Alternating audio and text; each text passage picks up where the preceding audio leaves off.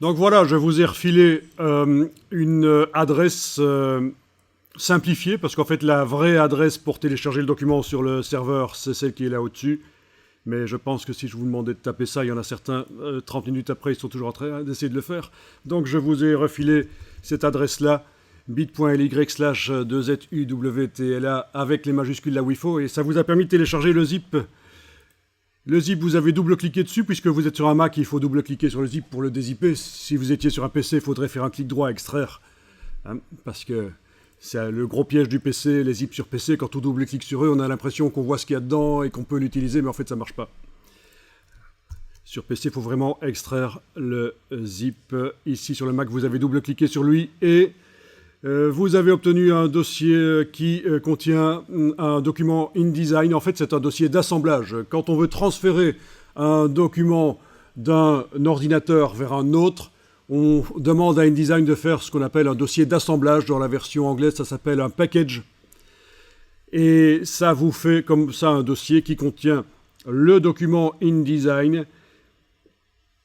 Un autre document InDesign qui est spécial, c'est un IDML pour pouvoir ouvrir dans d'anciennes versions de InDesign, si nécessaire. Si vous ne disposez pas de la dernière version de InDesign qui a créé le document INDD, le IDML sera une solution qui peut fonctionner. Un document PDF qui a été généré qui vous permet, même si vous n'avez pas InDesign, de voir en quoi ça consiste, qu'est-ce qu'il y a dans le document. Des instructions, mais là, je n'ai pas rempli les instructions, c'est vide, mais c'est des instructions pour la personne à qui on transfère le dossier. Typiquement, anciennement, c'était à l'imprimeur qu'on donnait les dossiers d'assemblage, et maintenant, on donne plutôt un PDF aux imprimeurs, c'est plus sûr. Il y a un dossier avec des liens, parce qu'un document InDesign utilise des images, et pas seulement des images, ça peut aussi utiliser des tableaux Excel, ça peut utiliser des documents Word. Tout ça, on l'importe dans InDesign, c'est un logiciel qui permet de faire de l'intégration. Et les images sont quand même assez lourdes, voilà, ce sont des versions PSD, vous voyez un peu la taille, 160 mégas, 24, 47. Plus bas, il y a des versions JPEG qui doivent encore traîner. Ah non, elles n'y sont pas. Ok, il n'y a pas de version JPEG ici, il n'y a que des PSD, c'est très bien les PSD, le format Photoshop pour utiliser dans InDesign, c'est très bien, ça permet de faire certaines choses. De la modification non destructive des images. On va tester ça assez vite, vous allez voir. Donc ces images-là sont déjà toutes dans le document. Elles sont utilisées dans le document, à différents endroits d'ailleurs, sur différentes pages du document. Donc ce que vous devez faire ici, c'est... Oui, et je termine par le document des fontes. Donc il est possible malgré tout que quand vous allez ouvrir le document InDesign, il vous dise qu'il y a des fontes qui sont manquantes. Ça veut dire qu'elles ne sont pas installées dans l'ordinateur. Si vous voulez que le document fonctionne bien, il faudra installer vraiment la fonte manquante, qui doit être donc une de celles qui sont livrées là dans le dossier d'assemblage. Il faudra vraiment l'installer sur l'ordinateur. Mais si c'est le cas, dans le cadre scolaire ici, c'est pas grave, ne le faites pas, ne remplacez pas, n'installez pas la fonte. On va pas s'ennuyer avec ça, mais enfin, dans un vrai contexte de travail, contexte de travail où je reçois un document InDesign, un dossier d'assemblage, si, quand j'ouvre le document, on me dit qu'il y a une fonte manquante, je sais qu'elle est là et que je dois l'installer sur l'ordinateur. Ok, donc vous avez double-cliqué sur le document InDesign et vous êtes tombé là-dessus. Alors, pour naviguer dans le document, c'est toujours comme d'habitude dans les logiciels Adobe, la touche Alt et la roulette de la souris. Si ça ne marche pas, la roulette de la souris ? La souris ne fonctionne pas. C'est pas grave, c'est très bien, on va utiliser le raccourci clavier. Le raccourci clavier, barre d'espacement et touche commande du Mac, ou contrôle si vous êtes sur un PC un jour. Barre d'espacement, commande, vous avez une petite loupe positive qui apparaît, vous cliquez, ça zoome en avant. Barre d'espacement, commande et Alt, c'est la loupe négative, vous cliquez, ça zoome en arrière. Bon, c'est moins pratique que la roulette, mais pourquoi pas, ça marche. Hein. Donc barre d'espacement, commande, on clique, ça zoome en avant. Barre d'espacement, commande, Alt, ça zoome en arrière. Voilà. Et pour passer d'une page à l'autre, vous avez le petit ascenseur sur le côté, puisque votre roulette ne fonctionne pas non plus. Pour ça. Bien. Alors on va aller dans la palette Page, menu Fenêtre Page, menu Window Pages. Dans la palette Page.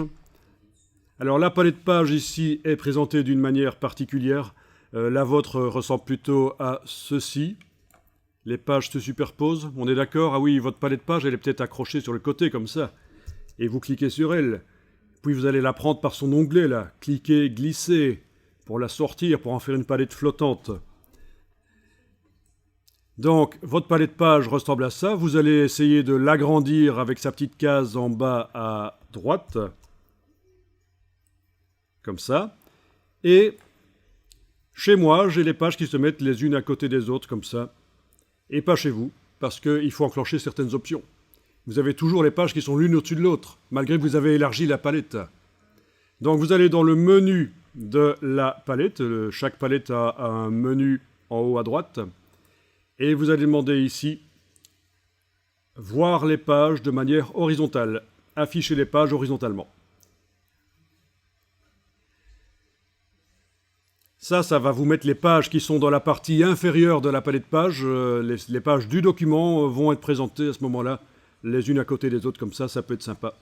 À condition, bien sûr, que vous ayez élargi la palette, parce que si elle est étroite, ça revient au même que de ne pas avoir enclenché ça. Ensuite, vous allez dans le même menu, vous allez jusqu'à la dernière ligne, options de panneau. Et ici, à Masters, à gabarit, vous allez vous allez décocher montrer verticalement. Vous allez décocher afficher verticalement et ça vous met les gabarits l'un à côté de l'autre aussi comme ça. C'est la partie supérieure de la palette de page. C'est quoi? Ce sont des modèles de pages. Alors ces modèles de pages, je les ai faits pour vous. Ils sont particuliers. Ils permettent de faire des mises en page sur base d'un système de grille, mais une grille très simple ici. Donc ça veut dire que toutes les pages que vous voyez là dans la palette de pages sont basées sur le système de la grille, soit sur une grille à 3 colonnes par page, donc cette double page ici, c'est ce qu'on appelle une planche dans InDesign. On a une page de gauche, une page de droite. Donc chaque page a 3 colonnes, celles qui sont basées sur le gabarit B, ou celles qui sont basées sur le gabarit C, elles ont 4 colonnes. Parfois on a fusionné 2 colonnes 2 par 2 pour obtenir 2 larges colonnes. C'est le cas ici, par exemple. Sur la page 10, ce sont 2 petites colonnes qui ont été fusionnées. Par contre, sur la page 3, on voit que les 4 colonnes ont été gardées séparées. Donc c'est très souple au niveau de la mise en page. Une fois que vous avez généré des pages sur base de l'un ou l'autre de ces gabarits, le B ou le C, vous fusionnez des blocs ensemble pour mettre du texte ou des images dedans. C'est le principe. On voit que les gabarits B et C sont basés sur le gabarit A. Ça n'a pas d'importance ici, mais c'est ça que la petite lettre A veut dire. C'est du parentage de gabarit. Mais donc, c'est pas très important ici. Il y a un gabarit spécial qui a été créé au départ de pages du document. C'est des pages dans le document, c'est lesquelles c'est celle avec le crocodile qui s'appelle Odile, bien sûr. Il est là. C'est les pages 2-3 qui ont servi à générer une page de gabarit. Et donc l'idée, c'est que oui, vous avez fait une mise en page pour votre document, mais vous savez que dans un mois, c'est un mensuel, vous allez devoir refaire un document similaire. Vous pouvez stocker une des pages du premier document en tant que gabarit. Il suffira de générer dans le second document, un mois après, donc il suffit de générer des pages dans le nouveau document basé là-dessus et de remplacer les images par d'autres, le titre par un autre, le texte par un autre, et vous gardez la même structure, mais rapidement vous faites une mise en page comme ça, c'est l'idée en fait. Donc il est possible techniquement de générer une page au départ un gabarit au départ d'une page en fait. Voilà, on peut le faire comme ça, vous voyez. Vous allez activer les pages 8 et 9 ensemble, allez-y. Clic, majuscule clic pour qu'elles soient toutes les deux sélectionnées.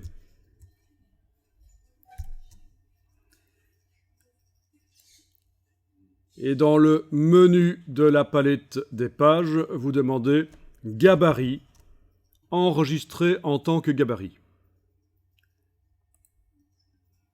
Résultat, vous avez là, enfin ça dépend de la largeur de votre palette bien sûr, ça pourrait être aussi là, voilà. Vous avez stocké la page en tant que gabarit pour pouvoir réutiliser ça. Voilà, donc on va peut-être utiliser ça, on va générer des pages 14, 14, 15, 16, 17, on va voir, on va essayer de faire ça. Donc maintenant que vous avez stocké ça dans le haut là, vous allez activer les deux pages du gabarit, le gabarit E, et vous allez les glisser à la suite. Là, vous devriez voir une barre verticale qui vous indique que vous allez insérer à cet endroit-là. Et voilà, page 14 et 15 basées sur le gabarit E. Bon. Alors vous pouvez aussi essayer ceci. Vous amenez la page de gauche uniquement du gabarit E, ça devient la page 16. Donc là, j'ai pas fait clic, majuscule clic, j'ai juste emmené la page de gauche à cet endroit-là. Voyons un peu si on peut prendre la page de droite du gabarit D et aller la mettre là. Et voilà. On a une page de gauche qui suit le gabarit E et une autre qui suit le gabarit D. Donc non seulement on peut multiplier les configurations d'images, de texte sur les pages, on peut en plus les enregistrer pour rapidement les réutiliser dans n'importe quel document, ce qui va être suivi et basé sur le même schéma. Et en plus, on peut mélanger page de gauche, page de droite. Donc c'est pas mal ça. Alors on va enregistrer le document. Faites fichier enregistrer sous. Et dans le dossier que vous avez dézippé, on va les mettre dans un premier temps. On va les mettre les choses là. Je vais renommer. C'était 35, je vais l'appeler 36. Donc à côté du document 35.indd, il va y avoir le document 36 INDD. À la fin de la session d'aujourd'hui, ok, c'est bien, il m'a planté. Toujours excellent. Je vais relancer InDesign pour voir s'il me récupère, parce que normalement il doit récupérer les choses. Est-ce que ça a enregistré chez vous?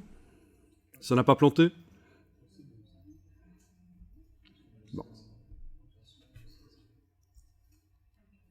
C'est peut-être parce que j'avais mon nettoyeur de Mac là, qui était en train de tourner derrière. Il a peut-être supprimé un fichier que InDesign était en train d'utiliser. On va vérifier. Bon, il m'a perdu mon travail, c'est pas très grave ici. Je suis certain que c'est quasiment parce que j'avais le nettoyeur de Mac qui tournait derrière, un utilitaire qui tournait derrière, mais c'est pas très grave. Donc, ce qu'on avait fait, c'est qu'on avait pris les pages 8 et 9, on les avait mises, non, en tant que gabarit. Oui, ça marche aussi quand on déplace, voilà. C'est vrai que la fonction que je vous ai montrée, c'est par le menu, mais ça fonctionne aussi quand on déplace, voilà. Puis on avait été ajouter ces pages-là, je pense que c'est ça que j'avais fait en tant que page 14 et 15, puis j'avais pris uniquement la page de gauche là en tant que page 16, puis j'avais été chercher la page droite du gabarit D en tant que page de droite la 17, voilà, on en était là. Bon, je réessaye l'enregistrement. Si ça ne fonctionne pas, on arrêtera de travailler pour aujourd'hui. Hein. Non, je rigole, c'est pas possible. Alors, voilà. Bon, on dirait qu'il a bien enregistré là, c'est bien. Bon, allons travailler sur une des pages ici, sur la page 10. Donc, double-cliquez sur la page 10 dans la palette de pages. Elle devrait apparaître là derrière. Alors, la palette des outils, je vais vous demander de la mettre en deux colonnes. À l'aide de la petite double flèche ici, vous allez cliquer sur la double flèche une fois, deux fois, vous la mettez en deux colonnes. Si vous avez cliqué sur la croix, vous n'avez plus de palette des outils, c'est foutu pour aujourd'hui, vous arrêtez de travailler, je rigole. Vous allez dans le menu Fenêtre et vous demandez Outils et ça va réapparaître. Donc la palette des outils en deux colonnes, voilà, c'est un choix. InDesign a longtemps fonctionné avec une palette des outils en deux colonnes. Et les autres logiciels Adobe aussi, donc voilà, c'est pour ça que j'ai pris l'habitude de la mettre en deux colonnes. Et l'avantage, c'est qu'on a des échantillons couleurs bien grands, on voit bien les choses là. Et alors, ce qui m'intéresse ici, c'est le fait qu'on soit en affichage aperçu, c'est-à-dire que vous avez un aperçu de ce que ça va donner quand ça va sortir sur le support final. Support final qui peut être quoi? Dans InDesign, ça peut être un document papier imprimé, mais ça peut aussi être une application pour tablette, parce que InDesign peut faire ça. Il a parfois besoin d'un petit module en plus quand même pour arriver à faire ça, notamment ici Aquafadas, qui est un logiciel qui s'ajoute à InDesign et qui permet d'adapter un document InDesign pour qu'il soit transformé en application pour tablette ou smartphone. Donc on peut aussi générer des pages web, du HTML, CSS avec InDesign. Donc c'est pas seulement l'impression InDesign. C'est pas seulement pour l'impression. Donc voilà, vous avez la page 10 qui est là. Et donc je disais, la case aperçu vous permet de voir ce que ça va donner à la sortie. Mais la plupart du temps, quand on va travailler dans InDesign, on sera en affichage normal. Vous voyez le petit W entre parenthèses, ça veut dire que c'est le raccourci clavier. Si vous enfoncez la touche W sur le clavier, quand vous n'êtes pas évidemment en train de travailler dans le texte, sinon ça mettra un W dans le texte, logique. En tout cas, voilà, quand vous enfoncez la touche W, c'est le raccourci pour passer de l'affichage normal vers l'affichage aperçu. Donc voilà, je suis en affichage normal et on voit des lignes, repères. Et en fait, ça se voit sur la page 11 d'à côté. Toutes les pages du document ont été démarrées au départ de choses comme ça, des rectangles roses, certains ont été supprimés, d'autres ont été agrandis, certains ont reçu du texte, certains ont reçu des images. Donc c'est ça. Ok, alors ce qu'on va faire ici, c'est que vous allez réduire la taille d'un des blocs. Sur la page 10, vous allez avec la flèche noire cliquer sur le bloc. Il se sélectionne, on voit. C'est pas évident, parfois il ne se sélectionnera pas. Pourquoi ? Parce qu'en fait, on a une palette des calques, menu fenêtre calque, et dans la palette des calques, peut-être que le calque qui contient les textes, à un certain moment, ils vont être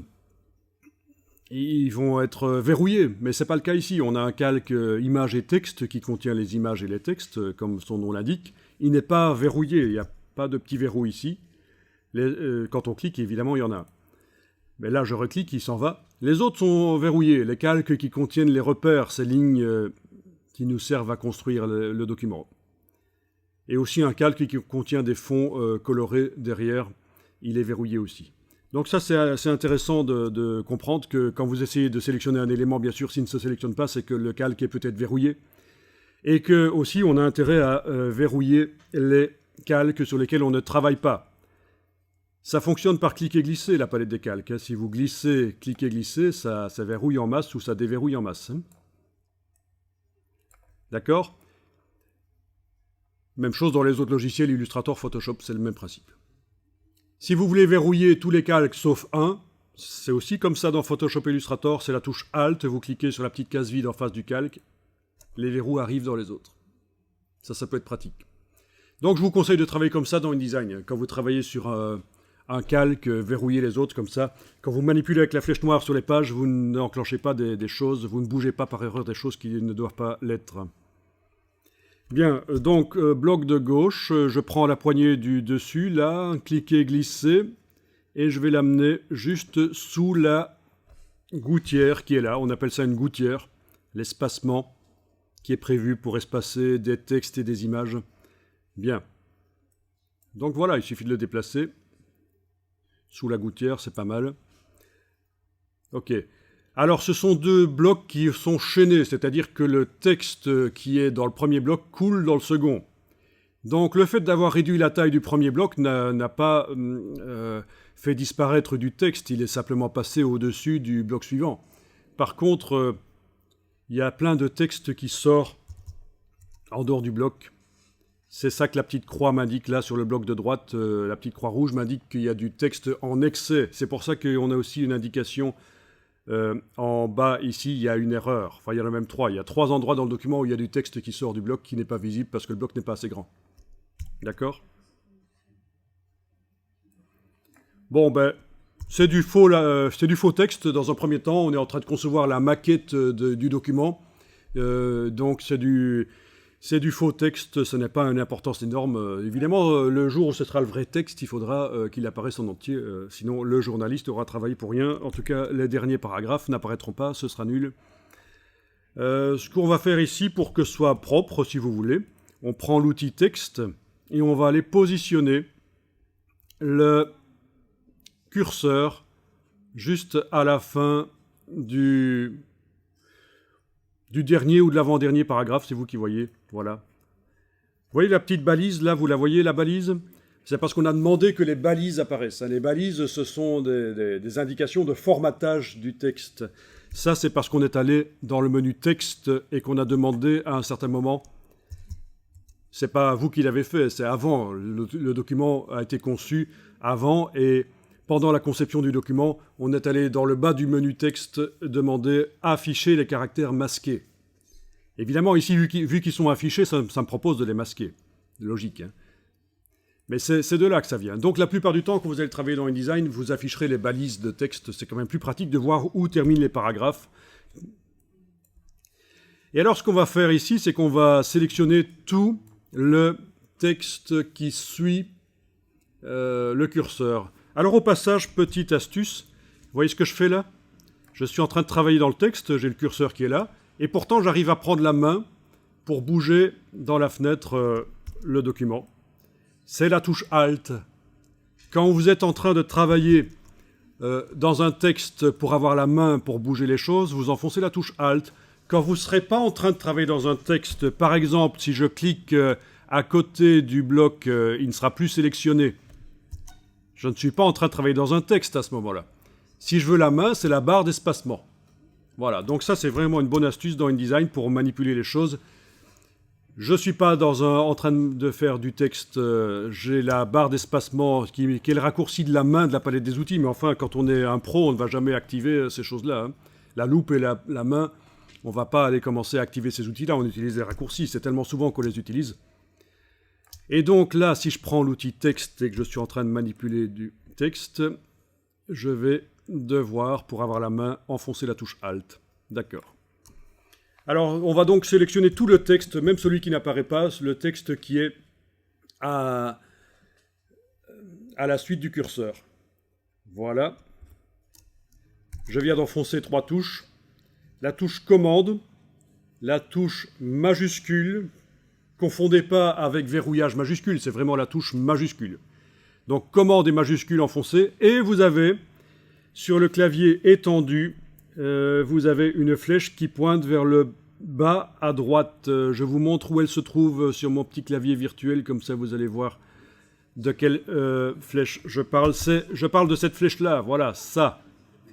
Donc vous enfoncez commande, majuscule et la flèche qui pointe vers le bas à droite, et ça devrait vous sélectionner, comme on voit ici, le texte, plus tout ce qui est en dehors du bloc et qui n'apparaît pas.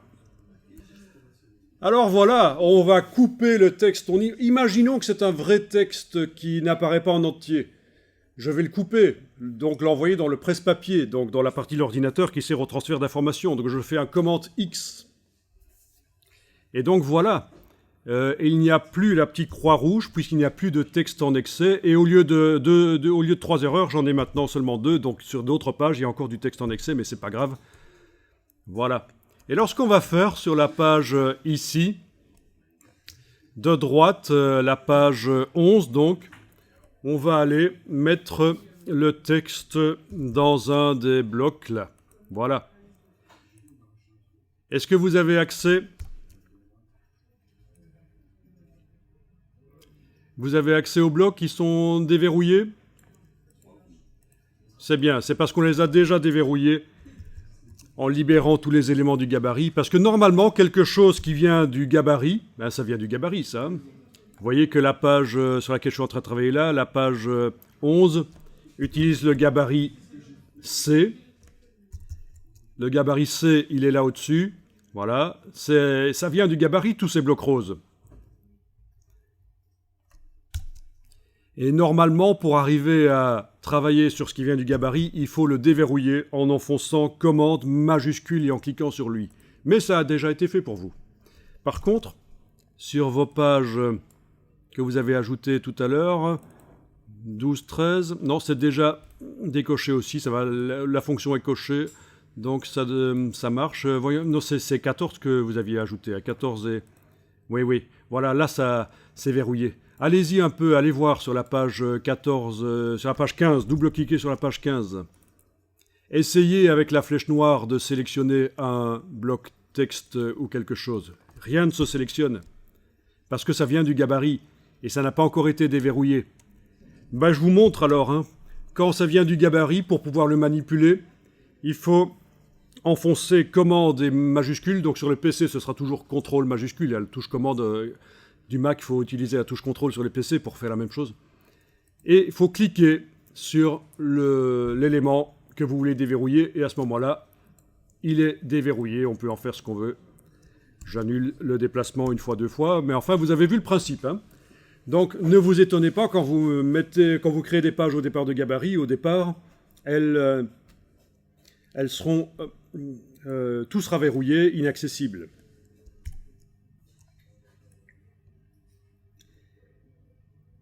Bien. Alors... Bon ben voilà, je viens donc de déverrouiller un élément de la page 15, avec commande majuscule et cliquer.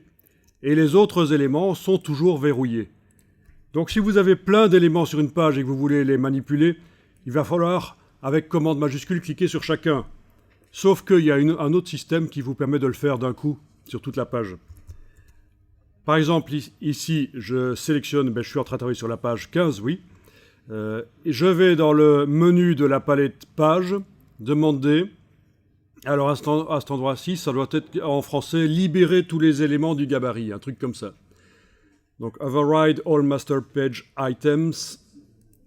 Du coup, normalement, tout est libéré, tout est déverrouillé tout seul, voilà, oui, tous les blocs qui sont sur la page sont déverrouillés. Pas ceux de l'autre page parce qu'elle n'était pas sélectionnée. Mais ceux de cette page-là, voilà, ils sont déverrouillés. Donc voilà, ça peut être utile aussi. Et ça peut se faire sur plein de pages aussi d'un coup. Hein. Par exemple, ici, je pourrais dire, tiens, de la page 14 à la page 17, voilà. Donc clic, majuscule, clic. J'ai 4 pages qui sont sélectionnées. Je vais enclencher l'option dans le menu, libérer tous les éléments du gabarit. Et bien du coup, maintenant, mes pages 17 et 16, enfin toutes les pages ont leurs éléments déverrouillés. Il n'y a pas de problème. Bon. Alors, on retourne, si vous n'avez pas eu le temps de faire ça, c'est pas grave, vous aurez le temps de réessayer plus tard. On retourne sur notre page qui nous intéressait, on était en train de travailler sur la page 11, et on avait constaté, tiens, sur la page 11, les blocs roses, là, couleur corset de grand-mère, j'adore cette couleur-là, ils sont... Ben si, hein. Paraît que c'est à la mode, en plus, les grand-mères. Alors, vous avez les blocs qui sont déjà déverrouillés. Voilà. Alors, c'est un bloc quoi? C'est un bloc image, ça, ou c'est un bloc texte? Ben, c'est un bloc image, normalement, mais on peut le transformer en bloc texte. Tant qu'il ne contient pas... Tant qu'il ne contient rien, comme c'est le cas maintenant, il ne contient rien, on peut le transformer en bloc texte si on veut. Bon, s'il y avait déjà une image dedans, il faudrait supprimer l'image pour pouvoir le transformer en bloc texte. Mais ici, pas de problème. Je vais prendre l'outil texte, je vais cliquer là sur le bloc. Les diagonales s'en vont. Oui, parce que les diagonales, les blocs à diagonale dans InDesign, ça symbolise les blocs qui sont prévus pour des images. Quand vous faites une maquette, une charte d'un magazine et que vous voulez indiquer qu'à certains endroits ce seront des images, vous faites des rectangles avec des diagonales. C'est un vieux truc qui vient des imprimeurs, ça a plusieurs siècles en fait. Ça, hein. C'est quand on faisait des projets de mise en page pour indiquer que ce seront des images, on faisait ça. Enfin plusieurs siècles, plus d'un siècle on va dire, parce que les images insérées dans le texte sur la même page, c'est quand même assez récent. Début du XXe siècle. Voilà, donc le texte qu'on a coupé là tout à l'heure, il est normalement toujours dans le presse-papier. Non, on n'a pas fait d'autre chose en attendant. Hein. Je vais faire un commande V, voilà, il est collé. Parfait. Enfin, presque.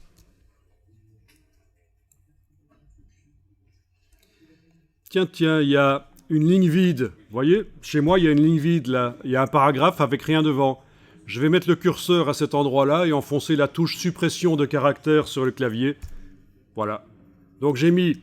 Là, j'annule pour vous montrer que si vous avez la même chose que moi, un paragraphe vide là tout au début, vous pouvez mettre le curseur devant le début du vrai paragraphe, enfoncer la touche suppression et le caractère qui est juste avant, la balise, s'en va. Donc on n'a pas ce paragraphe vide au début. Alors, ce bloc texte, le fond rose, ben, c'est pas génial, on va le supprimer. Donc vous avez votre bloc qui est sélectionné.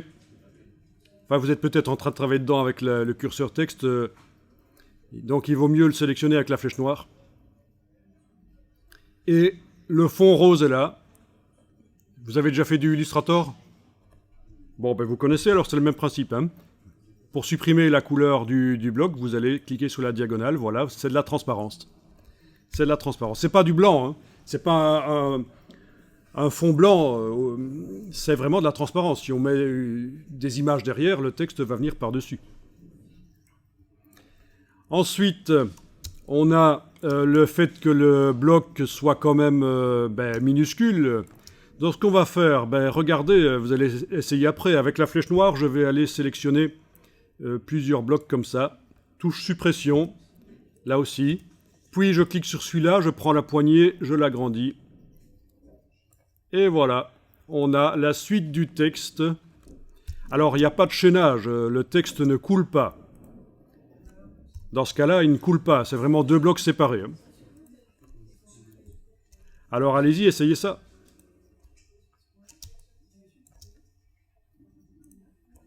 Bon, on va s'occuper maintenant des images, hein, comme ça, vous voyez. Bon, même principe, je vais ici supprimer 4 blocs, voilà, agrandir celui-là, et dans celui-là, je vais pouvoir mettre une image. Je vais aussi supprimer des blocs ici. Je vais mettre finalement 3 images sur cette page. Voilà, des blocs ici. Oui, en fait, l'idée, c'est qu'on a plus de blocs que nécessaire, et puis on les fusionne. On les fusionne, c'est des petits modules en fait, c'est pour ça qu'on appelle ça une grille modulaire. C'est des petits modules qu'on supprime, on en agrandit certains, voilà. Bon, si jamais vous voulez changer d'avis en cours de route, il est toujours possible. Par exemple ici, je modifie ça, voilà. Entre les deux, je voudrais une autre image en plus. Touche Alt, je déplace le bloc en enfonçant la touche Alt, ça fait une copie, comme dans tous les logiciels Adobe, voilà. On peut aussi aller en rechercher sur une autre page, un bloc rose sur une autre page. Alors, ces blocs roses ont quelque chose de particulier, c'est qu'ils sont pré-réglés pour que quand je mets une image dans eux, l'image se redimensionne toute seule. Je vous montre comment c'est fait. C'est dans le gabarit que ça a été fait, hein, mais on peut le voir ici aussi. Quand vous sélectionnez n'importe lequel d'entre eux, vous allez dans le menu Objet,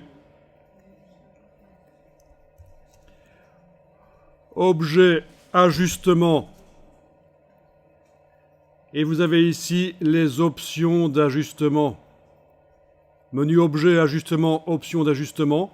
On voit que c'est pré-réglé pour que l'image remplisse le bloc, un fill frame, remplir le bloc. Proportionnellement, ça veut dire que l'image ne s'écrase pas dans un sens ou l'autre, les proportions de l'image restent correctes. Remplir le bloc proportionnellement. Et donc ça c'est pratique. Eh bien on va aller faire une image. Chercher une image en fait, sur le web. Donc allez-y.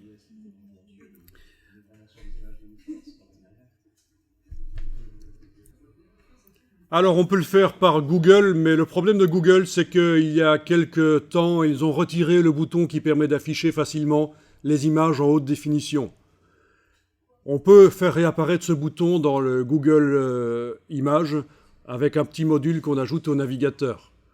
Mais vous ne l'avez pas. Moi, je vous montre, par exemple, dans Google ici, si je tape...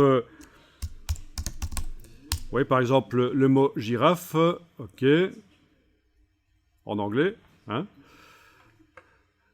Voilà, quand je clique sur une image, j'ai ici un petit module. Bon, il se trouve que c'est la version allemande du module, donc ça veut dire aller chercher les images. C'est le petit bouton que Google a fait disparaître il y a quelque temps et par un module qu'on ajoute, par une extension qu'on ajoute au navigateur web, que ce soit Chrome, Firefox, Safari, ça doit marcher aussi, je pense. On peut faire réapparaître ce bouton qui permet de voir l'image en haute définition. Mais vous n'allez pas la voir, c'est pour ça que je vous redirige vers Bing qui, lui, a toujours ce bouton qui permet d'afficher les images en haute définition. Bon, ben, allons-y.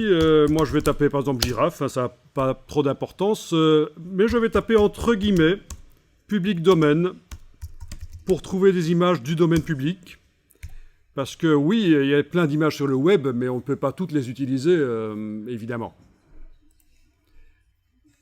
Voilà. C'est une des manières de trouver des images du domaine public, c'est de taper comme ça, entre guillemets, public domaine, en plus du terme anglais de préférence, parce que le web, c'est principalement anglais. En plus du terme anglais.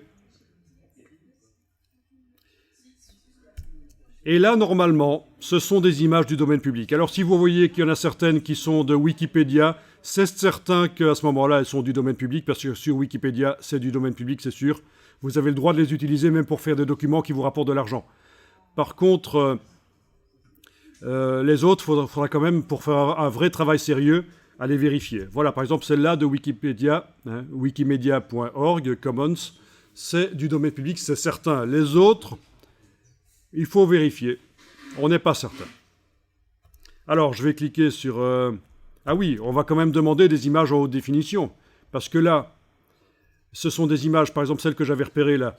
1280 sur 853, c'est une image qui comporte peu de pixels. Je pourrais l'utiliser dans une mise en page destinée à l'impression, mais la mettre en petit. Elle pourra peut-être avoir 4 cm ou 5 sur la page. Mais si je veux une image, pouvoir l'afficher plus grande, la mettre plus grande sur la page, je vais devoir filtrer ici par taille d'image. C'est à peu près la même chose dans Google. Vous avez à peu près la même chose dans Google. Taille d'image ici, je vais demander des images de minimum 2000 sur 2000. Au moins 2000 sur 2000 pixels. Ok. Et alors forcément, il y a plein d'images qui vont disparaître du résultat parce qu'elles n'ont pas, la bonne dimension. Ah ben, en voilà une par exemple qui est pas mal. 5184 sur 3456. Voilà. Vous cliquez sur elle. Enfin, vous cliquez sur une image. Vous demandez afficher l'image pour voir l'image haute définition, parce que là, c'est tout petit encore. Hein. Il y a peu de pixels. Voilà. Là, c'est l'image haute définition. Même si je clique dessus avec la loupe dans le navigateur, j'arrive à voir que quand même, elle n'est pas trop mal. Vous l'enregistrez, clic droit, enregistrer l'image tout. Vous l'enregistrez dans le dossier d'aujourd'hui. Dans le dossier Links, c'est pas plus mal. On va la mettre à côté des autres. C'est une image JPEG, c'est pas grave, on va la transformer en Photoshop. Donc tant que vous y êtes, vous allez chercher une autre image.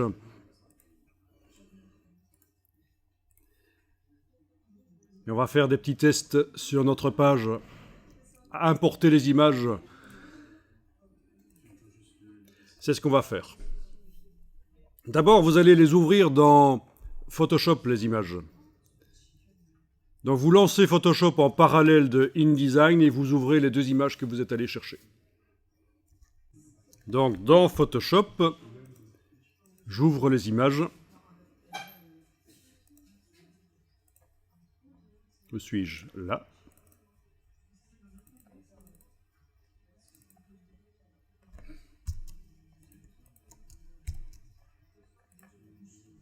Le JPEG, c'est pas le meilleur format qui existe, bien sûr. C'est un format qui a de la compression. Si on veut faire de la retouche sur les images, on risque de voir apparaître des petits défauts. Mais bon, voilà.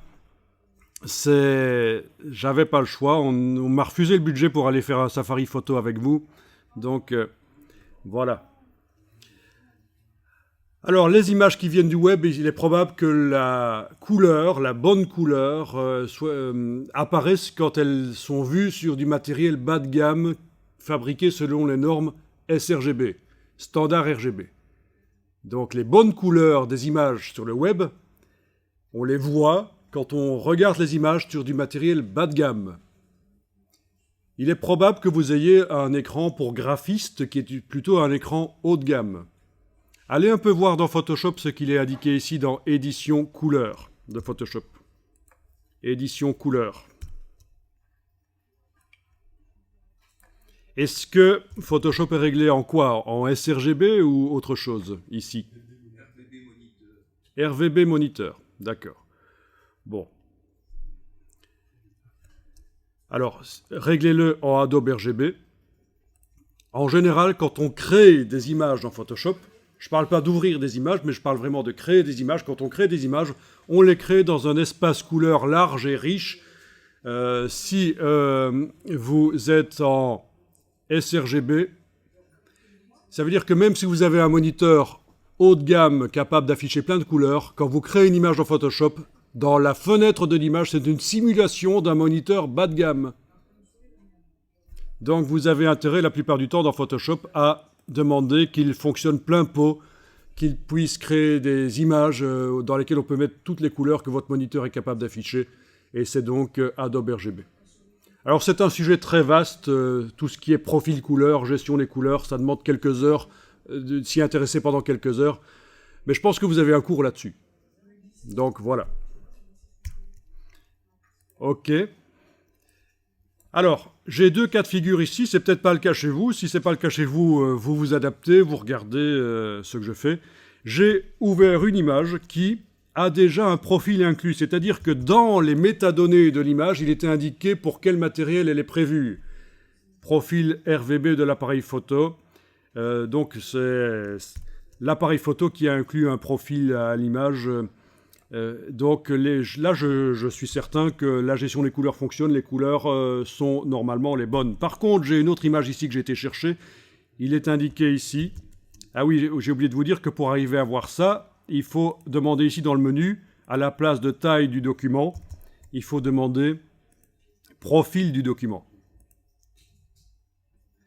Profil du document, ça veut dire que l'image ici n'a pas de profil, c'est sans description, ça veut dire que Photoshop ne sait pas pour quel matériel cette image est prévue. Et il va considérer que, tiens, vu que l'espace de travail par défaut, c'est du Adobe RGB, il affiche les couleurs telles qu'elles seront vues sur un moniteur haut de gamme Adobe RGB. Mais il est fort probable que, vu qu'elle vient du web, elle est prévue pour du matériel bas de gamme sRGB. Donc je vais tester ça dans Photoshop, je vais voir qu'est-ce qui se passe quand j'attribue le profil sRGB à cette image, quand j'indique à Photoshop « Non, cette image n'est pas prévue pour du Adobe RGB. Tu dois me simuler du matériel bas de gamme dans cette fenêtre pour que je vois les couleurs, les vraies couleurs de cette image. » Vous comprenez la logique? C'est une image qui vient du web. Quand un webmaster met une image sur le web, dans un site web, il la prévoit pour que la plupart des gens voient les couleurs correctement. Et la plupart des gens utilisent du matériel bas de gamme, sRGB, standard RGB. C'est une norme de fabrication de matériel bas de gamme. Donc si je veux voir les images correctement quand je suis sur du matériel plus haut de gamme, comme c'est le cas ici, je dois indiquer à Photoshop tu me simules du matériel bas de gamme pour qu'au moins je vois les bonnes couleurs telles qu'elles sont prévues par le concepteur de l'image.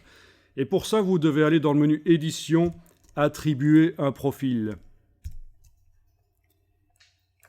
Et ici, vous attribuez le profil sRGB qui est dans la liste des premiers profils là. Vous en avez plein, voilà, Adobe RGB, Apple RGB. Vous voyez, chaque fois que je change, ça modifie l'aspect de l'image.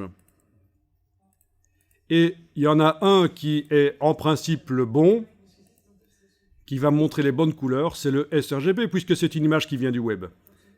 Donc il est fort probable que là, ce sont les vraies couleurs prévues à l'origine, et non pas celles... Vous voyez, quand je décoche aperçu, quand l'attribution du profil sRGB ne se fait pas, ça c'est quand je visualise les pixels pour du matériel haut de gamme Adobe RGB, voilà ce que ça donne. Quand je coche, c'est un peu moins vif, c'est le sRGB. Je clique sur OK, Photoshop me simule dans la fenêtre du matériel bas de gamme, il me simule le matériel bas de gamme sRGB, je vois les couleurs correctement, normalement, les vraies couleurs prévues par le concepteur de l'image. Vous voyez un peu la logique?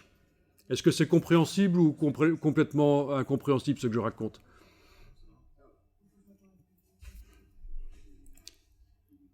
Bien. Voilà. sRGB, c'est le bon profil vu que c'est une image qui vient du web. Alors maintenant, si c'était une image qui venait d'une vidéo, ce serait un autre profil, ce serait sans doute le Rec 709, si c'est de la vidéo HD.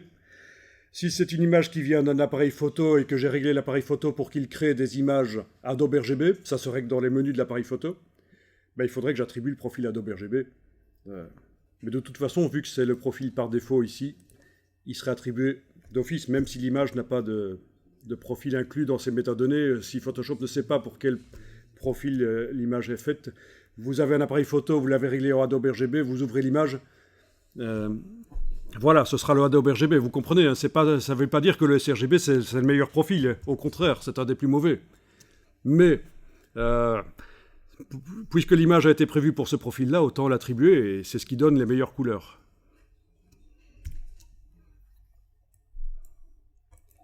Ok, on va enregistrer l'image sous, on va changer le format. Donc vous avez tous les formats possibles dans Photoshop ici. Oui, vous allez aussi l'enregistrer au même endroit, dans le dossier Links. Donc format Photoshop, c'est bien. Donc au lieu de JPEG, on a du PSD. Bien sûr, ça ne va pas améliorer l'image de l'enregistrer en Photoshop. Mais ça va nous permettre de faire certaines choses dans l'image qui ne sont pas possibles sur le format JPEG. Même chose pour l'autre image, je l'enregistre au format Photoshop dans le dossier Links. Donc les versions JPEG dans le dossier Links ne nous serviront plus. Je vais les laisser, c'est pas grave, mais voilà. C'est les versions Photoshop qu'on va utiliser. Alors qu'est-ce que ça dit ces images? Ben, on va aller voir, soit vous cliquez à cet endroit-là, ça vous montre les dimensions. Soit vous allez dans le menu Image, taille de l'image, ça vous les montre aussi. Allez dans le menu Image, taille de l'image.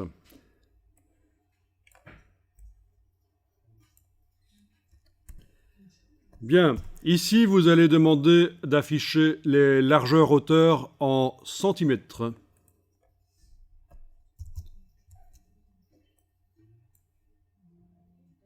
Vous avez la résolution en pixels par pouce. Alors souvent, quand je reçois des étudiants qui viennent de l'enseignement secondaire et qui ont fait les études graphiques dans l'enseignement secondaire, on leur a expliqué, quand vous faites une mise en page dans InDesign, vous devez toujours utiliser des images à 300 pixels par pouce. C'est la densité des pixels. Quand on imprime l'image sur une distance d'1 pouce sur le papier, 2,54 cm, il faut qu'il y ait 300 pixels qui soient utilisés pour créer l'image sur 1 pouce sur le papier. Vous voyez, c'est ce qu'on appelle la résolution. On leur dit, vous devez ouvrir les images dans Photoshop et mettre 300 pixels par pouce. C'est absolument faux. C'est quelque chose qui était vrai dans les années 90, mais là, depuis le début des années 2000, ce n'est plus nécessaire de s'occuper de la résolution. C'est pour ça que j'ai ici une résolution de 72 pixels par pouce, qui est typiquement une résolution pour un affichage sur écran, mais ça n'a pas d'importance. Dans InDesign, vous allez voir que ça va de toute façon changer en fonction de la dimension que vous donnez à l'image.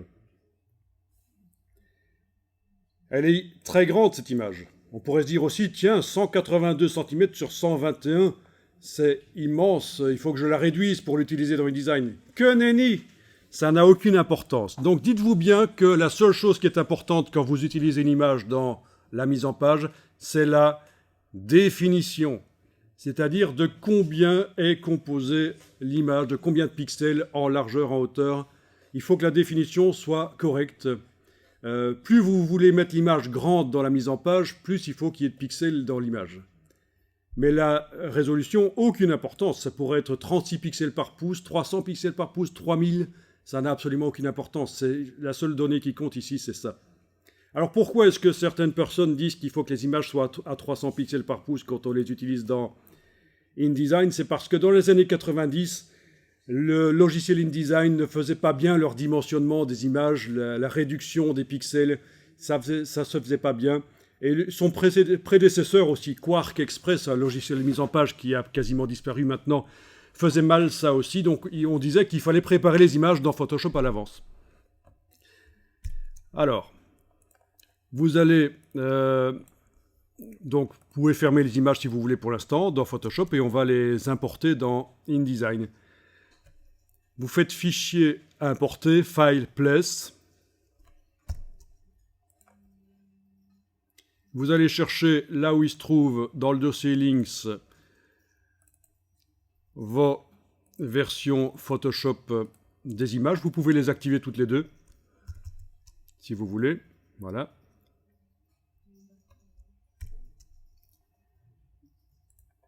Vous cliquez sur Ouvrir dans la boîte. Et alors, vous pouvez décider avec les flèches au clavier laquelle vous posez en premier. Vous avez des flèches sur le clavier. Bon, je vais poser celle-ci dans ce bloc-là, et celle-là, je vais la mettre là. Voilà.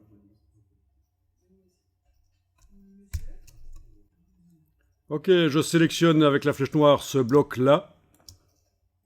Et je vais voir dans la palette des liens, menu Fenêtre, Liens. Ben dans la liste là, de toutes les images utilisées par le document, celle que j'ai sélectionnée, là j'ai sélectionné le bloc avec la flèche noire, ben voilà, elle apparaît là, elle est là. J'ouvre les petites informations qui sont là en bas. Alors, qu'est-ce qu'on remarque ici? Ben, l'image qui, dans Photoshop, avait une résolution de 72 pixels par pouce, elle est maintenant à 978. Donc, on est largement au-dessus des 300 pixels par pouce qui sont préconisés quand on fait un travail pour un imprimeur. Donc, vous voyez, le principe, c'est que l'image qui faisait 100 pixels, 100 cm, elle faisait combien? 100 cm sur 150, un truc comme ça? Elle a été réduite sur ma page. C'est une page format A4, donc elle fait combien là? Elle fait 12 cm sur 8. Ben oui, elle a été réduite. Donc les pixels se sont tassés les uns sur les autres. Donc la résolution, la densité des pixels a augmenté. Vous voyez, c'est pour ça que ça n'a aucune importance à quelle résolution l'image se trouve au départ. Ce qui compte, c'est ceci, la résolution effective. Si vous faites un boulot pour un imprimeur et que vous êtes largement en dessous des 300 pixels par pouce, problème. Il faut faire l'image plus petite sur la page. Mais dans ce cas-là, aucun problème. Je suis au-dessus, très largement au-dessus. Alors l'autre image, je clique sur elle, je vais aller voir. 887. Donc celle-là comportait moins de pixels que l'autre. La définition était moins bonne. Quoique pas mal quand même. 4500 pixels sur 3400. À cette dimension-là sur la page, les pixels se tassent les uns sur les autres et la résolution effective, la vraie résolution est de 887, donc aucun problème. Donc voilà, et vous avez plein de gens qui vont caler là-dessus, et ils vont aller chercher une image sur le web, ils vont dire « Tiens, elle est en 72 pixels par pouce, je ne peux pas l'utiliser, dommage ». Mais pas du tout. Vous pouvez bien sûr l'utiliser dans une mise en page.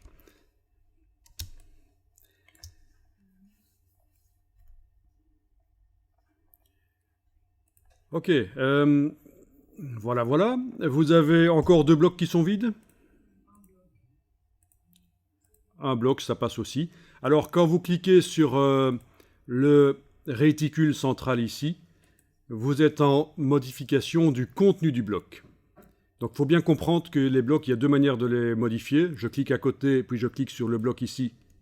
Clic, hein, pas double-clic. Je modifie la dimension du bloc, c'est le cadrage de l'image en quelque sorte. Mais si je clique sur le réticule central, je suis au niveau du contenu du bloc, l'image. Et là, je vais pouvoir l'agrandir dans son bloc. Parce que ce qui m'intéresse, c'est les yeux des bestioles, par exemple. Et pour l'agrandir dans son bloc, vous voyez le cadre brun qui est apparu? Vous êtes donc en train de modifier le contenu. Vous prenez l'outil de transformation manuelle qui est là. Avec l'outil de transformation manuelle, vous allez prendre une poignée du coin et en enfonçant les touches Alt et majuscule, vous bougez la poignée. Vous lâchez le bouton de la souris, puis vous lâchez les touches. Donc c'est outil de transformation manuelle, Alt majuscule, poignée du coin. On lâche le bouton de la souris, puis les touches. Et là, j'ai agrandi l'image dans le bloc, donc il y a encore moins de l'image qui apparaît.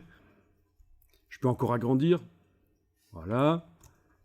Ce qui m'intéresse, c'est donc les yeux. Donc maintenant, sans enfoncer aucune touche, je clique sur l'image et je la bouge. Voilà. D'accord? Donc, vous pouvez bien sûr cadrer comme ça les choses. L'autre image aussi, je peux le faire. Voilà, l'autre image, je sélectionne avec la flèche noire le réticule central. On voit le cadre brun. Je prends l'outil de transformation manuelle. N'oubliez pas de zoomer en arrière, sinon vous n'arriverez pas à bouger les poignets. Il n'y aura pas assez de place pour les bouger. Touche Alt et majuscule, j'agrandis, voilà. Sans aucune touche, je peux cliquer sur l'image et la bouger. Voilà. Donc vous faites du cadrage, c'est très important le cadrage, évidemment, ça permet de montrer bien la partie qui nous intéresse et de faire de la créativité au niveau de la mise en page. Alors enregistrez votre document. Il ne faudrait pas perdre ça, même si InDesign sauvegarde normalement les 5 dernières minutes au moins. Il n'y a que les 5 dernières minutes maximum qui sont perdues normalement, hein, parce que quand ça plante, quand on réouvre, en principe, il doit vous proposer de récupérer le document qui était ouvert. Mais malgré tout, donc sauvegarder. Et je sauvegarde régulièrement sous un nom différent, faites ça aussi.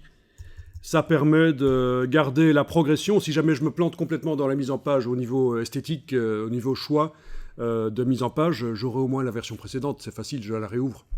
Même chose quand je travaille dans Illustrator ou dans Photoshop. Enregistrer régulièrement le document sous un nom différent permet d'être plus à l'aise au niveau esthétique. Et puis aussi, il se trouve qu'en créativité, parfois on va trop loin. On chipote, on est content de ce qu'on fait, puis on se rend compte que finalement c'est mauvais, le résultat final est mauvais, et qu'une version avant ou celle juste avant encore était meilleure. Donc ça peut arriver. La créativité, parfois, on va trop loin. Donc l'intérêt vraiment d'enregistrer le document en plusieurs versions, faites ça. Ok, alors l'image ici de la girafe, je vais la mettre également dans le bloc là. Bon, ben une solution, c'est de cliquer sur... une solution, ce serait de sélectionner le bloc et de faire fichier importé, d'aller la rechercher. Mais elle va pas nécessairement venir à cette dimension-là. Donc, la dimension, le recadrage que je lui ai donné là. Donc, ce que je vais faire ici, c'est avec la flèche noire, je vais cliquer sur le réticule central, demander édition copier. Édition copier. Puis, avec la flèche noire, je vais cliquer sur le bloc. Et faire édition, coller dedans. Voilà, édition coller dedans. Alors au niveau de la dimension, c'est bon, par contre je vais devoir la rebouger si je la veux. Donc faites ça, je vais le refaire encore une fois. Vous allez prendre l'image en différentes versions. Enfin je veux dire oui, à différents endroits. Donc je vous rappelle... Flèche noire, je clique sur le réticule central. C'est bien l'image qui est sélectionnée, je vois le cadre brun. Je fais édition copier, ou commande C si vous voulez. Je clique sur le bloc suivant qui est vide. Je fais édition, coller, dedans. Voilà. Et je vais bouger l'image.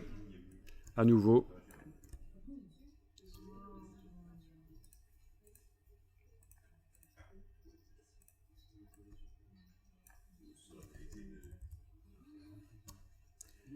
Voilà, j'ai 3 fois la même image. Pourquoi pas?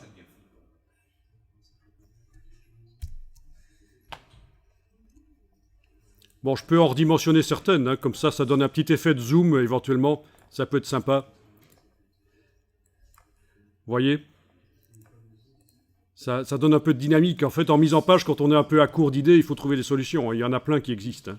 Et alors, pour vous inspirer, un truc qui est bien, c'est de regarder des magazines existants, bien sûr. Hein.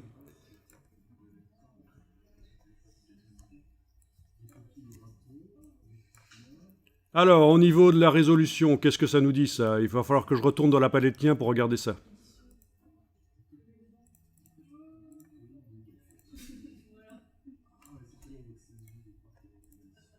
Quoi, vous n'aimez pas les yeux de girafe? Avec une bonne sauce, c'est délicieux.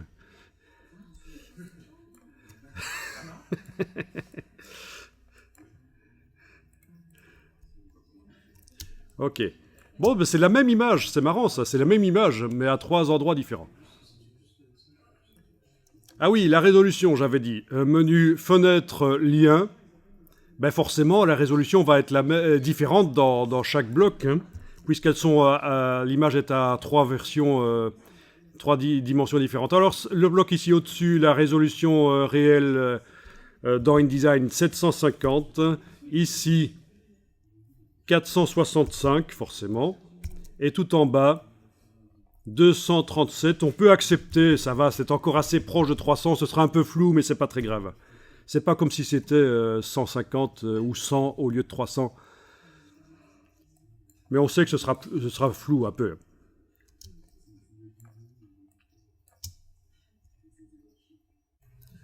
Bon.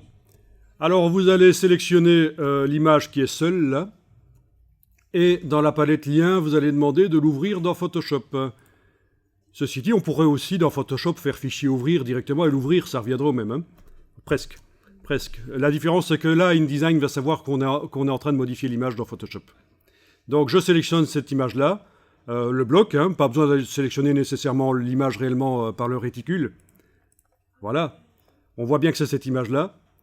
Je demande dans le menu ici, de la palette lien, modifier l'original. Et ça s'ouvre dans Photoshop. Alors dans Photoshop, je vais faire apparaître la palette des calques et je vais me dire, tiens, cette image-là, je vais aller modifier un peu son contraste. Je voudrais que ce soit un peu plus dur comme contraste. Donc je vais aller mettre au-dessus du calque, dans la palette des calques, là au-dessus du calque, je vais aller mettre un calque de réglage de type courbe.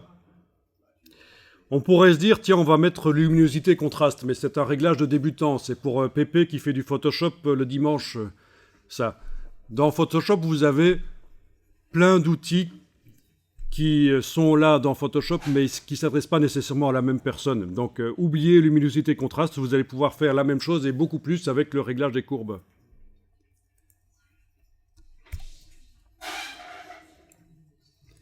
Voilà. Mais j'ai rien contre Pépé qui fait du Photoshop le dimanche. Hein. Ces images de petites poules sont superbes. Alors, vous mettez 2 points dans le réglage des courbes. Si vous en avez mis plus que 2, vous pouvez en sortir un, bien sûr, en faisant un cliquer-glisser. On le sort, voilà. Vous allez faire une courbe en forme de S pour contraster, parce que c'est comme ça que je le sens. Voilà. Donc les parties foncées deviennent encore plus foncées, les parties claires deviennent plus claires. C'est ce qu'on appelle contraster les choses. Il y avait des différences au départ, on les rend encore plus différentes. Ce qui était foncé devient plus foncé, ce qui est clair devient plus clair. Alors le problème, c'est que ça a tendance à modifier la couleur, mais c'est pas grave, il y a une petite solution. Parce que moi, je veux travailler seulement sur le contraste. Les couleurs étaient bonnes, c'est juste le contraste qui n'était pas bon. Vous voyez que si on enlève l'œil en face ici du calque, clairement, les couleurs, elles sont changées. Hein. Beaucoup. C'est plus une couleur de girafe. Ou alors, elle a mangé beaucoup de maïs. Voilà. Donc la solution, c'est d'aller ici dans le menu. Quand vous êtes en train de travailler sur le calque de réglage dans Photoshop, dans le menu, vous allez jusqu'à la dernière ligne, luminosité. Voilà, donc dans le réglage des courbes, quand je bouge les 2 points, voilà, ça modifie le contraste et les couleurs restent quand même à peu près les mêmes. L'avantage du réglage des courbes par rapport au calque de réglage luminosité-contraste que je vous ai déconseillé d'utiliser laisser ça pour Pépé et ses poules le dimanche. Mais l'avantage ici du réglage des courbes, c'est que vous pouvez mettre jusqu'à 16 points sur la courbe pour aller contrôler la manière dont ça se passe. Par exemple ici, je remonte un peu la luminosité dans les parties sombres avec un 3e point. Regardez les parties sombres de mes arbres. Si je trouve que c'est un peu bouché, comme on dit en photographie, je peux récupérer, dans les parties claires, je peux récupérer, dans les parties sombres, je veux dire, je peux récupérer du détail, comme ça. Pourtant, l'image reste globalement contrastée. Même chose pour les parties claires, si je trouve que j'ai perdu du détail dans les parties claires, est-ce qu'il y avait des nuages dans le... Non, je pense que le ciel était tout blanc, mais on peut quand même essayer d'aller mettre un point à l'autre extrémité et de diminuer. Ah si, quand même, il y avait un dégradé bleu dans le ciel. Il y avait quand même des semblants de subtilité de nuages là au-dessus qu'on peut aller récupérer, comme ça. Vous voyez, donc... ouais, en même temps, je ne vais pas m'attarder là-dessus, c'est pas un cours Photoshop, mais vu que InDesign, il intègre des choses qui viennent d'ailleurs, c'est quand même intéressant de voir comment ça se fait ailleurs. Voilà. Alors, si j'enlève l'œil en face du réglage courbe, je vais voir ce que ça donne. Voilà. Si je juge que c'est pas mal, mais un peu trop fort, j'ai aussi la possibilité de diminuer l'opacité du réglage. Si je mets à 0, le réglage n'agit pas du tout. Si je mets à 100%, il agit complètement. Entre les deux, ben, il agit à moitié. Enfin, ça dépend du pourcentage que vous mettez. Donc ça aussi, c'est une bonne astuce. Hein, quand vous êtes allé au bout du processus dans le positionnement des points, là, et que vous trouvez que c'est pas mal, mais un peu trop fort, ben, diminuez un peu l'opacité du calque de réglage. Voilà. Mais là, je vais le laisser à 100%. Bien, je vais enregistrer... Fichier enregistré, je ne change pas le nom sur le disque dur. Commande tabulation, je vais voir dans InDesign ce que ça dit. Et l'image devrait avoir changé. Si ce n'est pas le cas, c'est pas le cas ici, il y a un petit problème. Il va falloir que je mette à jour. Donc la mise à jour ne s'est pas faite ici. Si elle vient de se faire automatiquement, il suffisait d'attendre un peu. Voilà, l'image a changé, elle est plus contrastée. Je vous montre, hein, si dans Photoshop, j'enlève l'œil en face du calque de réglage, je fais fichier enregistré. Je vais dans InDesign. J'attends un peu. C'est l'image sans calque qui va réapparaître.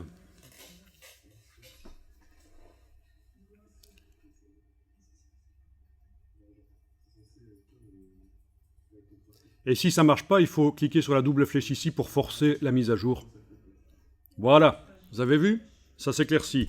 Je recommence le processus. Dans Photoshop, je remets l'œil en face du calque de réglage. L'image devient plus contrastée. Je mets à jour le fichier, fichier enregistré. Je vais dans InDesign. J'attends un peu et ça va redevenir contrasté. Donc il y a vraiment un lien. Vous travaillez en parallèle les images, en parallèle de la mise en page, vous travaillez les images dans Photoshop. Si c'était des images qui viennent de Illustrator, vous pourriez aussi travailler en parallèle dans Illustrator. C'est le principe des images liées, c'est-à-dire que InDesign regarde en permanence ce qui arrive à l'image sur le disque dur, et quand le fichier change, il vous prévient, ou alors il change tout seul, ça dépend un peu. Bon, je vais forcer la mise à jour ici, parce que sinon c'est trop lent. Voilà, ok, elle s'est contrastée. Super.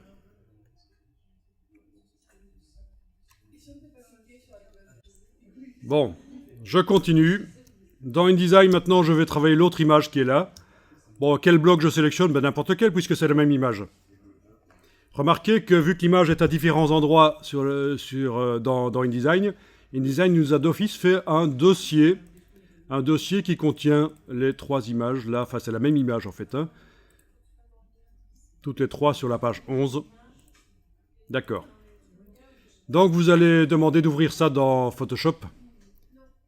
Menu de la palette lien, modifier l'original. Donc modifier l'original. Et voilà, ça s'ouvre dans Photoshop. Alors, vous me posez une question là. Est-ce que c'est normal que la qualité de l'image se soit dégradée? Je vais regarder ma petite girafe là, l'image précédente. La petite girafe là. Oh, qu'elle est jolie. Dans Photoshop, je zoome. Puis je vais aller voir dans InDesign et je vais zoomer. il est possible qu'elle ait l'air pixelisée chez vous. C'est ça en fait. Hein. Donc elle ressemblerait plutôt à ceci. Voilà. Ça c'est parce que InDesign essaye de réduire la quantité de puissance informatique nécessaire. Ça veut dire que voilà, il vous affiche les images en basse définition pour que vous puissiez faire la mise en page sur des ordinateurs qui ne sont pas super puissants. Mais si vous voulez voir les images en haute définition malgré tout, vous allez dans le menu Affichage, Performance d'affichage, et vous demandez Haute qualité. Affichage de haute qualité. Ça veut bien dire ce que ça veut dire. C'est-à-dire, c'est l'affichage des images dans le logiciel InDesign. Ça n'a aucune influence sur la qualité de ce que InDesign sortira au final. Le PDF qui sera généré par InDesign aura de toute façon les images en haute définition. C'est juste la manière dont on affiche les images dans InDesign. Voilà. Donc ça répond à ta question, en effet. La qualité des images. Donc, si tu veux faire un jour un magazine avec des centaines d'images dans InDesign, mais que ton ordinateur est un peu vieux et lent, il faudra demander un affichage de type standard plutôt qu'un affichage de type haute qualité. Et tu arriveras à faire ta mise en page, c'est pas parce qu'on voit les images un peu pixelisées qu'on n'arrive pas à faire la mise en page. Alors, je reviens dans Photoshop, sur l'image que j'avais ouverte, contrôle tabulation pour passer d'une image à l'autre, bien sûr, dans Photoshop. Ou alors, bas du menu fenêtre, toutes les images ouvertes sont là.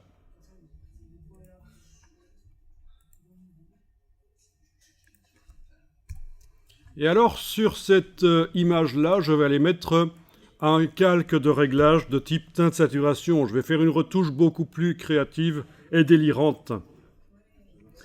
Menu de la palette, dans le bas de la palette des calques, ou alors dans menu calque ici au-dessus, nouveau calque de réglage. Vous allez chercher le réglage teinte saturation.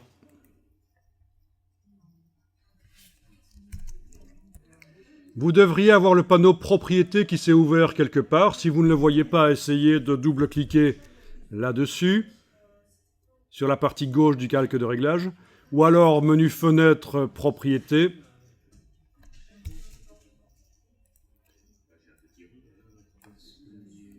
Et vous allez cocher la case qui s'appelle coloriser. On va coloriser l'image. Vous allez utiliser les deux curseurs teinte et saturation pour coloriser l'image comme vous voulez. Donc allez-y, donnez-lui une couleur à cette image. Alors c'est une image RVB. Ça veut dire qu'au niveau des couleurs, on peut mettre des couleurs très vives si on veut. Ça marche. Alors ça aussi, la plupart du temps, je rencontre des étudiants qui ont fait l'école secondaire et qui ont fait du graphisme en école secondaire, et on leur a dit, surtout dans la mise en page, n'utilisez jamais des images RVB.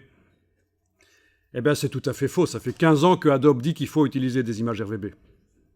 C'est au moment où vous allez exporter le PDF que vous allez transformer les images RVB en CMJN. Pourquoi ? Parce que quand on fait maintenant un document dans InDesign, il sert aussi à faire des magazines interactifs, et une tablette, un smartphone, c'est capable d'afficher les couleurs vives.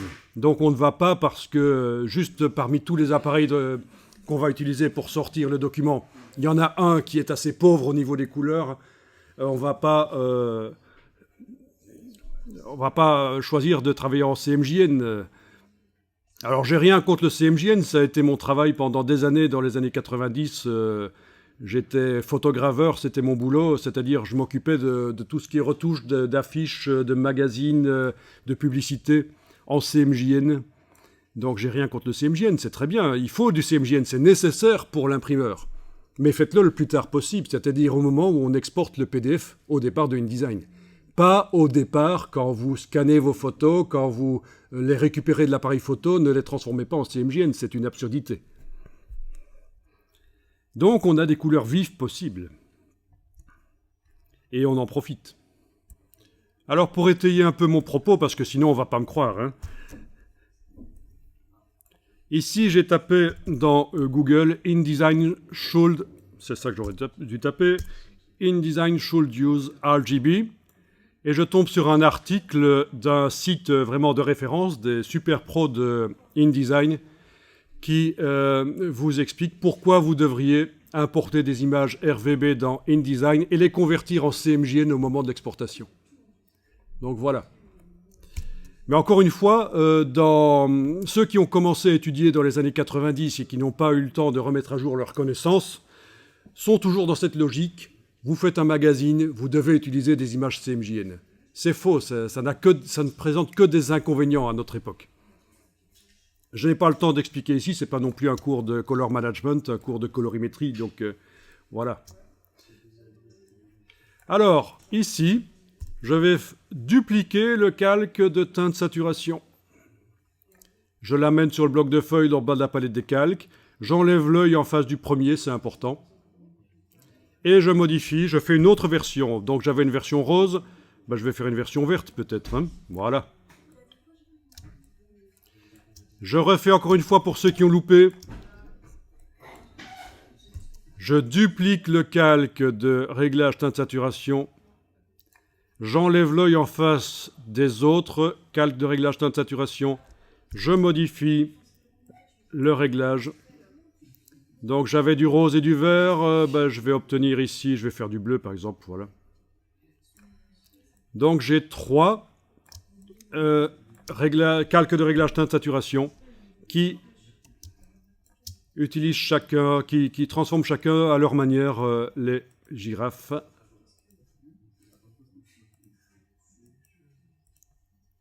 Voilà. Bon, ben vous pouvez en laisser un affiché, celui du dessus par exemple, et vous enregistrez votre image. Donc oui, si tu as fait l'erreur d'ouvrir la JPEG, déjà c'est pas normal, ça veut dire que tu l'as ouverte en faisant fichier ouvrir dans Photoshop.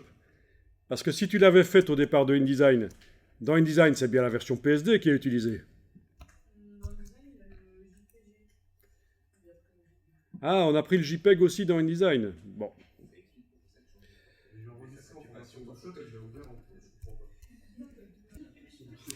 Alors voilà, donc le fichier, je l'enregistre dans Photoshop, fichier enregistré.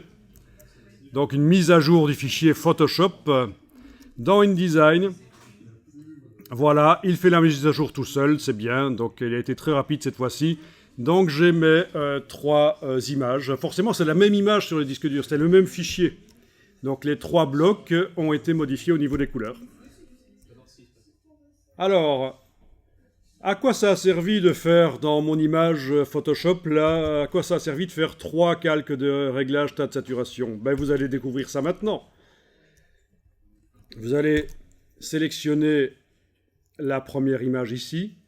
Vous allez dans le menu Objet, Options de calque. Option de calque d'objet dans la version française, oui, option de calque d'objet. Et là, qu'est-ce qu'on retrouve comme par magie? Les calques Photoshop. La case aperçue, vous pouvez la cocher. Vous enlevez l'œil en face d'un des calques de réglage et vous enclenchez l'autre. Et voilà, vous avez une image colorisée différemment. Je recommence pour ceux qui auraient loupé.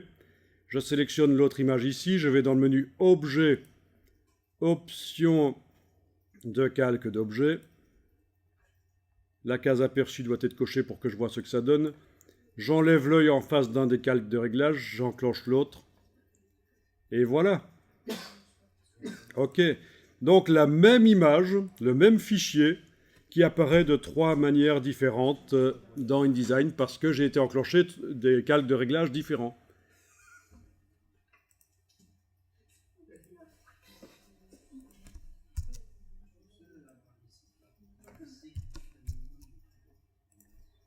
Ça, c'est bien. Donc, l'avantage que ce soit le même fichier, c'est que si je fais une modification sur le fichier, ben, ça va se répercuter sur les 3. Par exemple, ici, je vais aller ajouter un calque dans Photoshop. Alors, le fait d'ajouter un calque va casser mes options de calque dans InDesign. Je vous préviens tout de suite. Mais regardez, dans Photoshop, je vais aller ajouter un calque de type courbe au-dessus de mon image là. Voilà. Je me dis, tiens, je voudrais qu'elles soient un peu plus fades, les girafes. Oui, on peut parfois vouloir un peu du plat. Donc, dans ce cas-là, je vais prendre l'extrémité des courbes là et obtenir quelque chose de plus fade, vous voyez.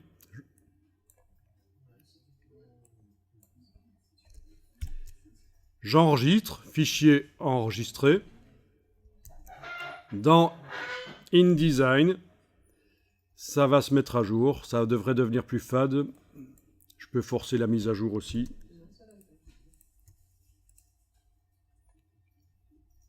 Voilà. Et alors, je vous avais prévenu, hein, si au départ on n'avait pas prévu de mettre ce calque-là de réglage courbe, j'ai ajouté un calque de réglage en cours de route. Les images, le choix des options de calque, là, c'est foutu. Il faut que je recommence. Hein. Donc, première image, option de calque. Je vais dire que je la fais en vert, cette première image. C'est ce que j'avais choisi. Vous voyez, on a notre calque de réglage supplémentaire qui est la courbe. Donc, mortalité de l'histoire. Il faut penser, au départ, à tous les calques dont vous auriez besoin. Sinon, vous êtes certain que vous allez devoir recommencer la configuration des calques dans InDesign.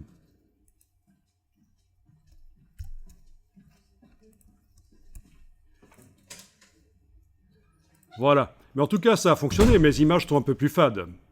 C'est ce que je voulais. Je trouvais que c'était mieux. Ben, allez-y, essayez ça éventuellement.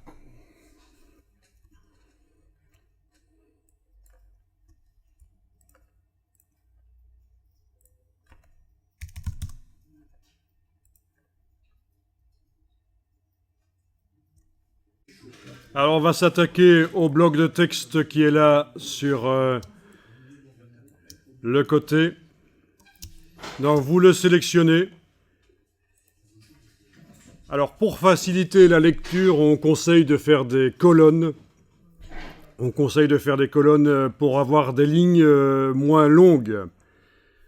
Ça va encore, celle-là, par rapport à celle de la page de gauche, elles ont la même largeur, en fait. Donc, j'ai rien dit. Elles ont la même largeur. Donc, on va quand même voir qu'on peut faire des colonnes là-dedans. Alors, les colonnes, elles peuvent être faites de différentes manières dans InDesign. On va utiliser les colonnes à l'intérieur d'un bloc, dans les options de bloc. Donc, votre bloc texte est sélectionné. Vous allez dans le menu Objet, Options de bloc de texte.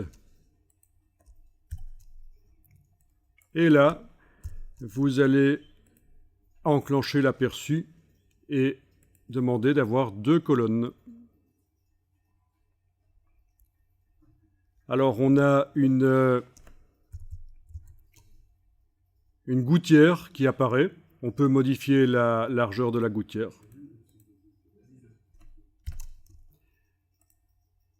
Voilà. Donc, vous pouvez mettre une gouttière plus large que ce qui est prévu au départ dans le document avec les repères. Vous voyez qu'on a une gouttière qui était prévue de 4 mm. C'est ce qu'il y a entre les images d'ailleurs. Mais vous pouvez, si vous voulez, faire une gouttière plus large. Par exemple, je fais 10 ici. OK. Et voilà.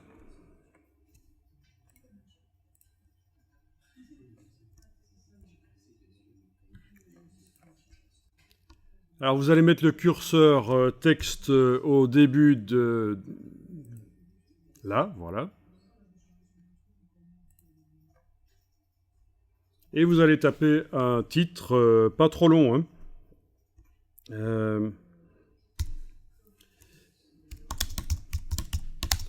Par exemple, je tape ça, les animaux d'Afrique. Je tape, j'enfonce la touche retour chariot sur le clavier, donc ce que vous appelez la touche Enter. Et j'ai un paragraphe, et en fait un titre dans InDesign, c'est un paragraphe auquel on va donner un certain caractère, une certaine fonte, dimension, couleur.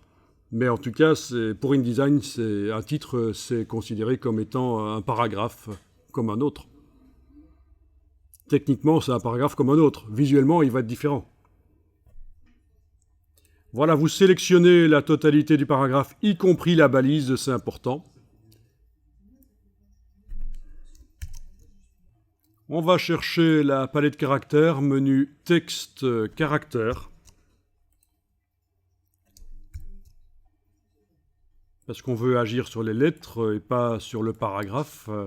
Donc c'est pas la palette paragraphe ici, c'est la palette caractères. Vous allez augmenter la dimension du caractère. Vous allez augmenter la dimension, c'est bien. Changer la police.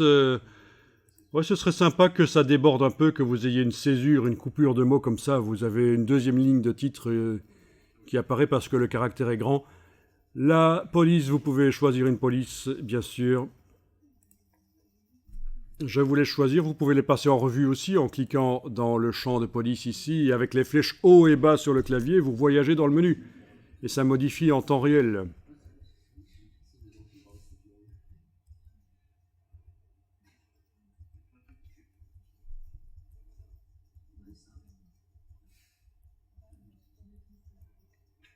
Alors normalement, on choisit la police en fonction du sentiment qu'on veut donner au document.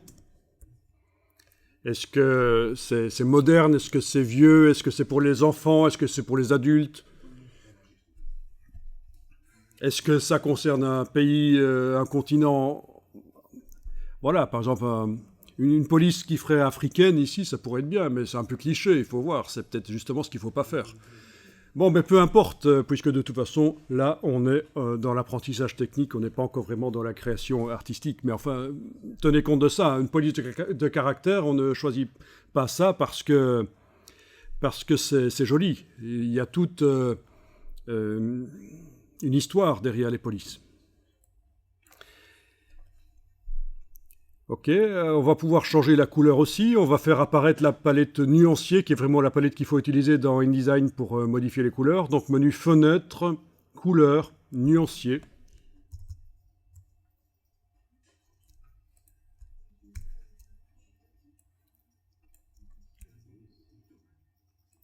On va pouvoir créer une couleur si on veut. Dans le menu de la palette nuancier, je demande nouvelle couleur. La couleur, on va la faire en RVB. Elle pourrait être faite en CMJN aussi, c'est pas interdit.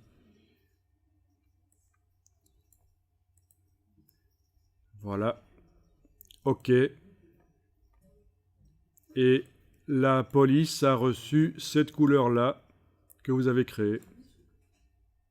Ce qui est le texte qui était sélectionné a reçu cette couleur-là. Si je clique à côté du bloc avec la flèche noire, je vais pouvoir voir le texte avec la couleur que je viens de lui donner. Voilà. Donc vous avez cliqué avec la flèche noire à côté du bloc. Dans la palette nuancier, si vous double-cliquez sur votre couleur, ça ouvre une boîte. Avec la case aperçu enclenchée, vous allez pouvoir modifier la couleur et voir le texte changer de couleur. Tout à l'heure, c'était pas facile de choisir parce qu'il était en négatif quand il était sélectionné. Mais là, il n'est plus sélectionné, le bloc n'est même pas sélectionné. Je modifie la couleur dans le nuancier avec la case aperçu cochée et je vois ce que ça donne derrière. Comme dans tous les logiciels Adobe, quand vous avez des curseurs comme ça pour créer des couleurs, une fois que vous avez la couleur qui vous plaît, vous pouvez modifier la luminosité en enfonçant la touche majuscule et en bougeant un des trois curseurs. Donc ça reste la même couleur, mais on change la luminosité avec la touche majuscule.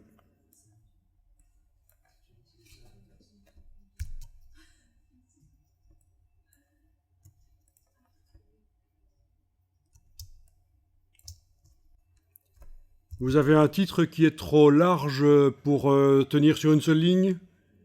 Parfait. On va modifier ça, on va faire en sorte qu'il déborde sur la colonne d'à côté.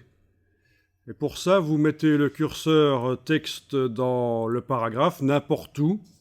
Il n'y a pas besoin de sélectionner comme ça tout le paragraphe parce qu'on veut indiquer juste à InDesign qu'on travaille dans ce paragraphe. Donc vous mettez le curseur quelque part dans le paragraphe.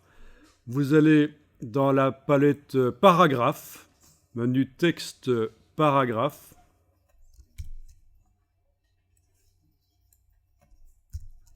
Alors déjà, une première chose qu'on va faire, c'est mettre un peu d'espace entre le titre et le texte qui suit.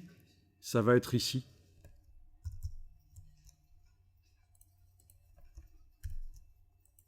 Vous voyez, vous éloignez le texte qui suit avec un espace après paragraphe.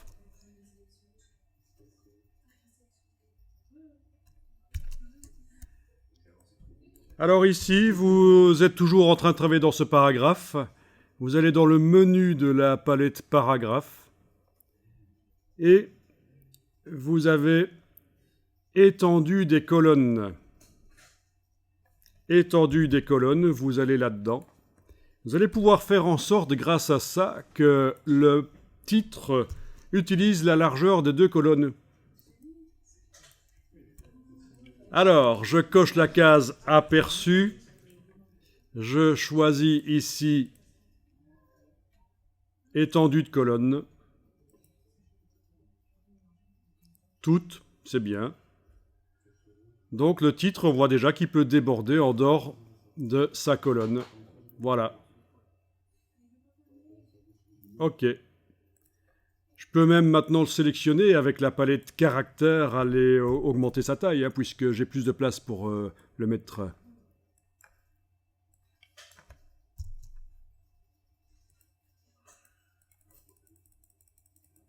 Voilà. Si vous voulez, vous pouvez le centrer sur les deux colonnes avec la palette paragraphe. Voilà. Donc voilà un titre qui est dans le bloc. Il est dans le bloc. Il s'étend, on l'a autorisé à s'étendre sur plusieurs colonnes.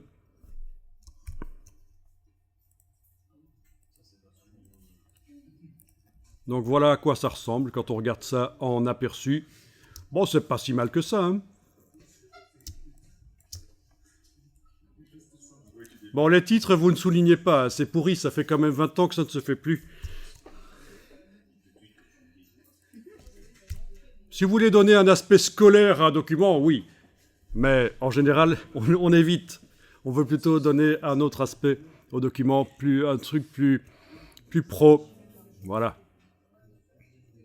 Tiens, allons voir un peu dans la palette caractères. On peut améliorer l'aspect d'un titre. Vous allez pouvoir sélectionner le titre avec l'outil texte. Vous allez pouvoir sélectionner le titre. Et dans la palette caractères, on va demander à InDesign de régler la distance entre chaque lettre pour que le titre soit plus harmonieux. À la place de métrique, ici, dans la palette caractères, vous allez choisir optique. Et vous allez tout de suite voir ce qui se passe sur le titre. Il va changer un peu d'aspect. Voilà. Ça a un peu bougé. Et là, le titre, en principe, est plus harmonieux au niveau de l'espacement entre chaque caractère. C'est InDesign qui fait un calcul pour que, vu de loin, chaque mot ait l'air de faire bloc, qu'il n'y ait pas de trou entre des caractères, visuellement.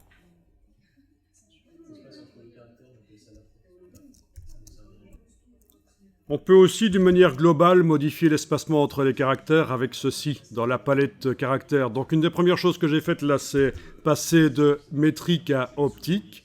Et ici, on peut augmenter l'espacement entre les caractères avec l'approche globale ici. Ça peut donner bien aussi d'avoir un peu plus d'espace. Voilà, donc on fait vraiment du formatage du titre, parce que c'est important, c'est quand même l'accroche, c'est par là que les gens vont entrer dans le paragraphe et lire.